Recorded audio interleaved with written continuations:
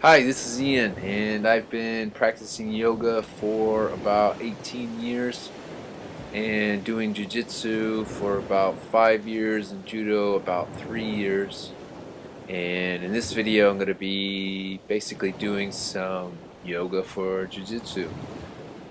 Basically, what I did now, I think, in this video, basically, I focused on doing a lot of torsional and shoulder stretches and whatnot because that's what I find. What tends to get sore, how I tend to get sore in from practicing jujitsu is sort of like in my lats and around my shoulders and back, and sometimes stomach, mostly the core, and like torsionally, sort of like twisting motions. My sides and like rib area can get stiff, so that's kind of like the positions I'm going to be focusing a little bit more on here in this video.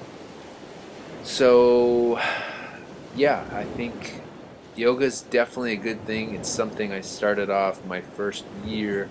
I took classes um, maybe 3 or 4 times a week, and I took like Ashtanga yoga and power yoga and flow yoga. And now, like pretty much maybe a few years after that, I've just pretty much been doing it. So I don't know, I'd estimate, say, for at least 15 years straight, I've been doing about 15 minutes of yoga every day. So I find that to be more beneficial than doing, say, a class for me. Now, of course, going to a class could be good. You could maybe get a bit more of a complete program and understanding of yoga per se.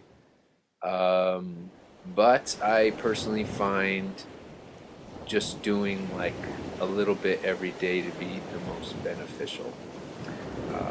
So this video is not very strenuous, I think, what I'm doing, and you can, if something uh, is bothering you, then you gotta lay off and be careful of the positions. Um, this position you just saw is actually pulling stretching my quads. Can't quite see, but yeah. So just don't hurt yourself and take it easy. The difference between just stretching and doing yoga is your breath, and well, that's one of the main differences. So to really get the most out of it, like to get some sort of mental benefits or inner benefits from doing the yoga, I would say to really focus on your breathing. And in this video, basically, for the most part, I'm breathing in and out through my nose.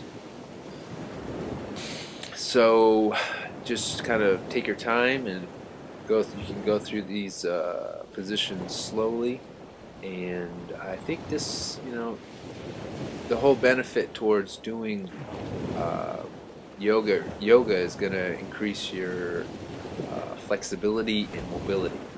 And so in judo or jiu-jitsu, both those, I would say, especially in jiu-jitsu, your flexibility can be an important factor. And it's also a way just to be, maybe you don't want to necessarily become more flexible, but it's a great way to care for your body. And that's basically why I'm doing yoga every day, because I don't look at it as a form of exercise.